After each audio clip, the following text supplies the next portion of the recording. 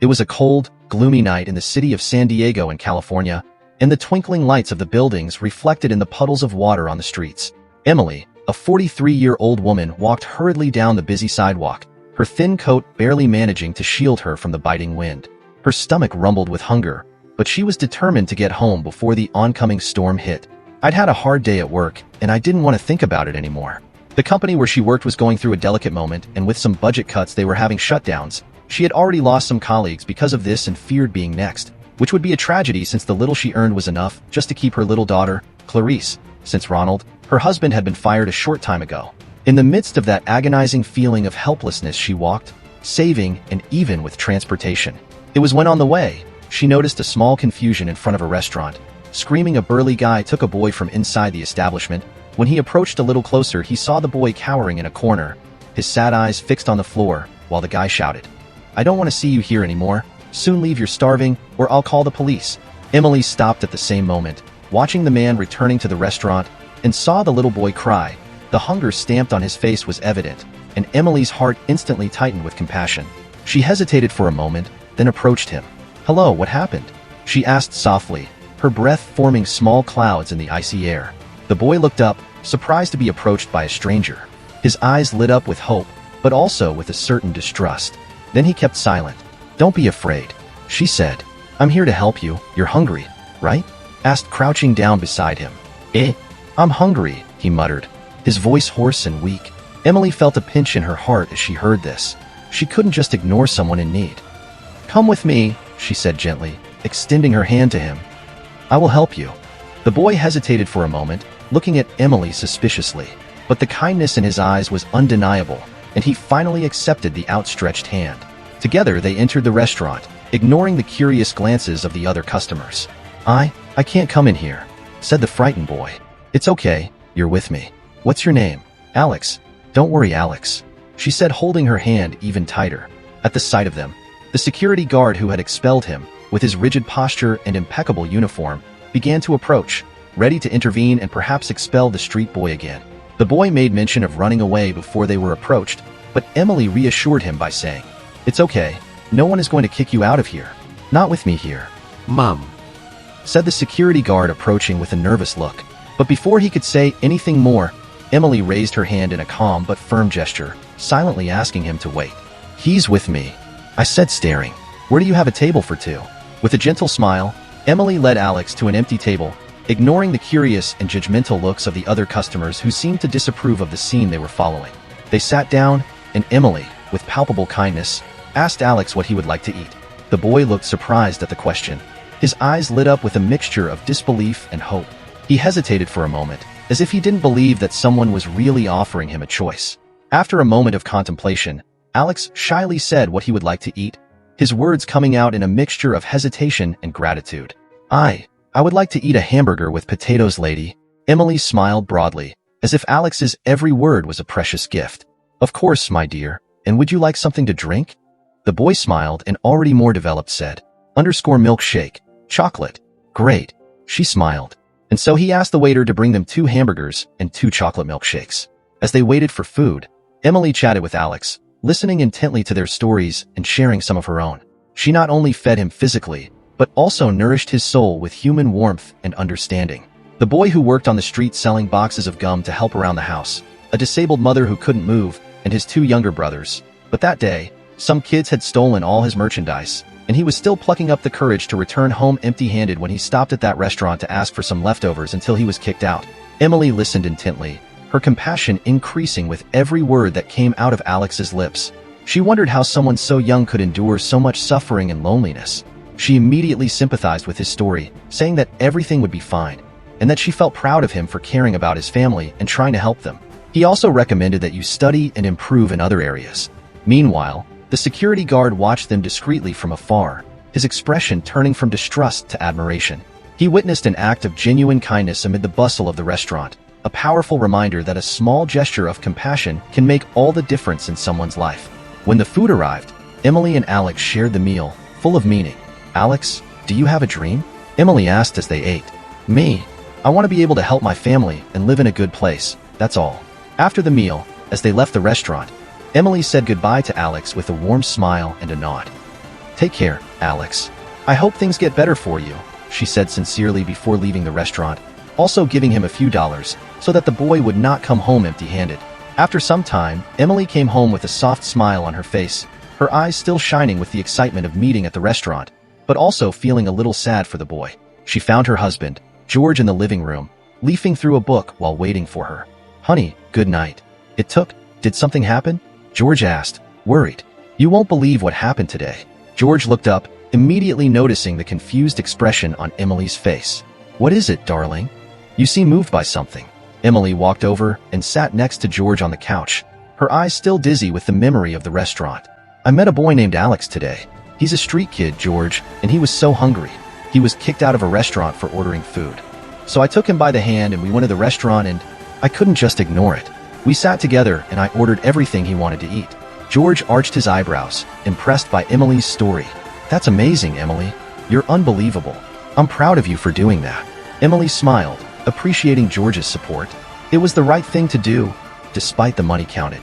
"But, George, when I look at our daughter sleeping so peacefully in the bedroom, I can't help but think of all the kids out there who don't have enough to eat.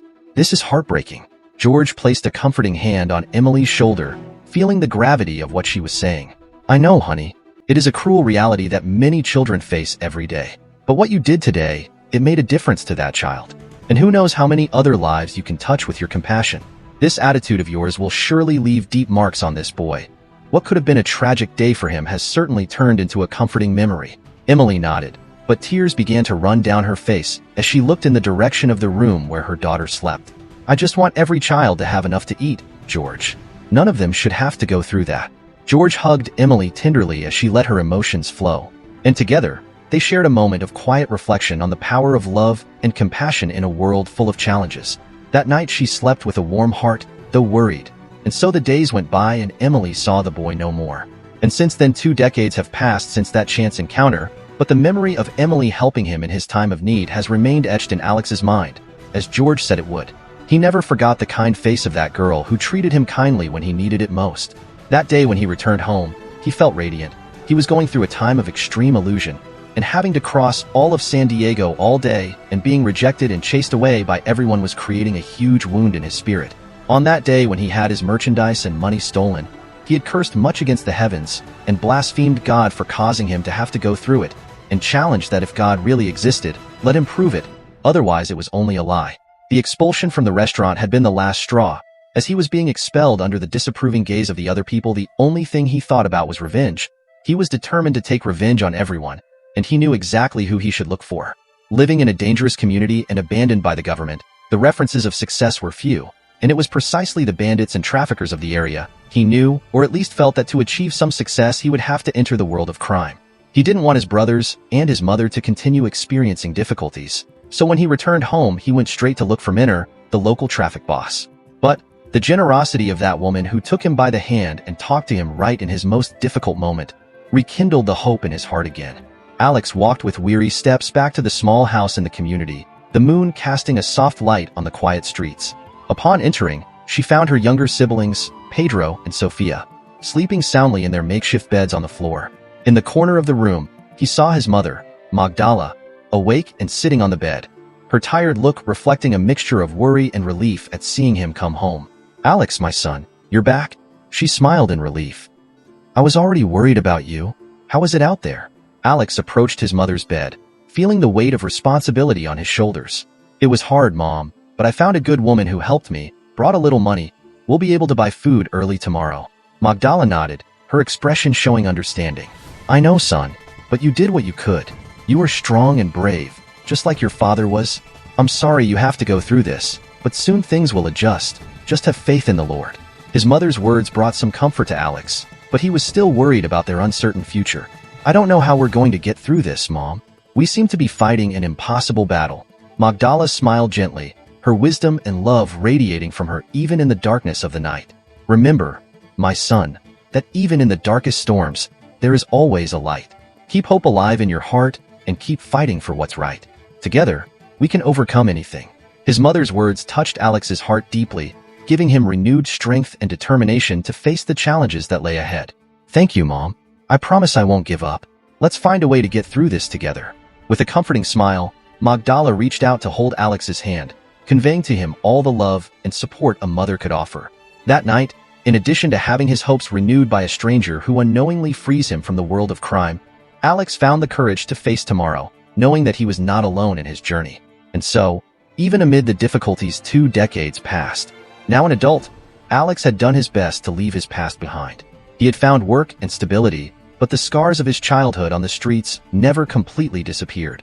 By luck or fate, even with his 11 years of age, when he returned home, he always passed in front of a martial arts academy after the whole day selling his products on the street. And every day he found himself standing in front to watch a jiu-jitsu training at that time. It was after a few weeks that Adamar, the black belt master, finally asked him, "What are you looking at, boy?" Frightened Alex made mention of getting out of there. "Hey, don't worry, you can come in, come over," said Adamar, calling him. There he watched all the training, and he was dazzled by what he saw. At last the master approached and asked, "Did you like what you saw?" The boy was speechless, just shook his head in confirmation. "Great. If you want you can come and train with us." I can't pay. I'm embarrassed," he said. "Don't worry about money, son. It's an invitation. Make yourself at home." Alex was amazed at that. He never expected anything like that. The next day, not knowing what to expect, Alex was there, with a ruthless determination. Upon entering the academy for the first time, Alex was welcomed with open arms by Adamar and the others. The master soon saw the raw potential in him. Impressed by Alex's determination and willingness to learn, he plunged headlong into training, devoting himself not only to jiu-jitsu techniques, but also to the study of boxing, honing his skills in multiple combat disciplines.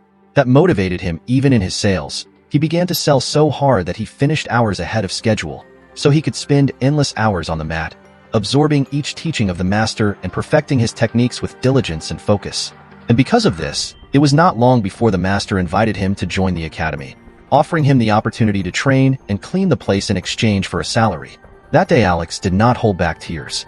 When she told her mother what had happened, she also did not hold back the emotion. With the salary, Alex would no longer have to spend the whole day on the street. She could dedicate herself again to her studies, and that would give a little more comfort to everyone. He embraced the opportunity so strongly and made his presence at the gym so constant, being as dedicated to training as he was to hard work, that sometimes he would even spend nights at the gym, turning the space into his second home. It was in this way that Adamar built a small room upstairs, where Alex began to live and open the gym in the morning. At the age of 15, he was already teaching there. His love for jiu-jitsu soon expanded to all other forms of combat, where he found a release for his energy and a new way to challenge himself.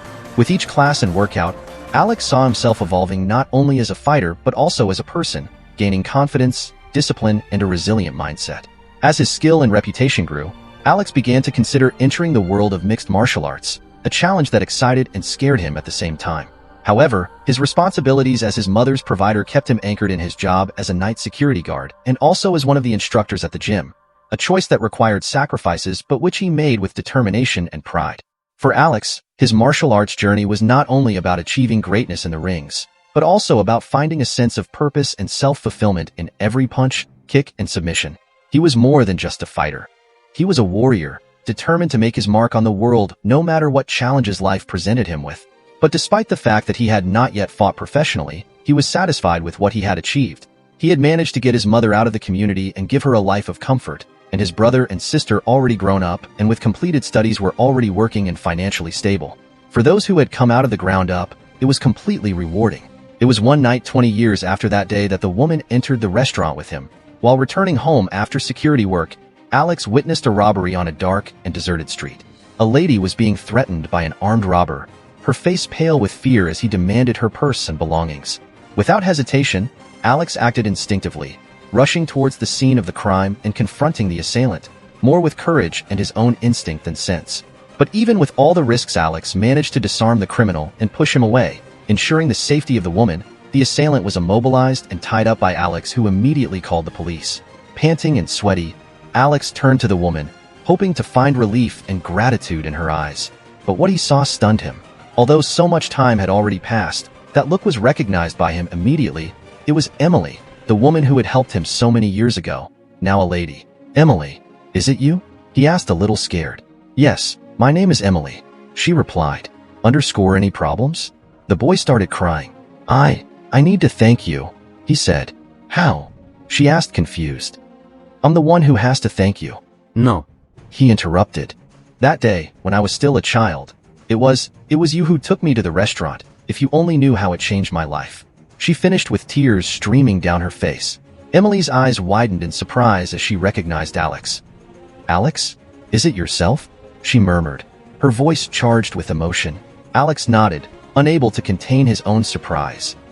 "Yes, it's me," he replied, his heart pounding in his chest. Tears began to well in Emily's eyes as well as she moved closer to Alex and hugged him tightly. "And now you've saved me," she whispered, her voice trembling with gratitude. "Thank you for everything." As they embraced, past and present merged in a moment of pure emotion. Alex finally realized that fate had a plan for him and Emily, bringing them back together after all those years. It didn't take long, and the police soon arrived, handcuffing the assailant. That act also caught the attention of reporters who wanted to talk to Alex about his heroic act. And the reports that came out soon after caught the attention of some martial arts organizations, and it was not long before he received an offer to hold his first professional fight. But this was a few days after the heroic act. That night, under the glow of the stars, Alex and Emily shared not only a reunion, but also a reaffirmation of the power of kindness and compassion and how all our acts are interconnected. Years after Alex became UFC light heavyweight champion, Emily was at the stadium, accompanying him. Thank you very much to those who have supported the channel financially through the link in the comment pin. This helps me to bring more and more stories to you. And don't forget to like and also subscribe to continue receiving the new stories.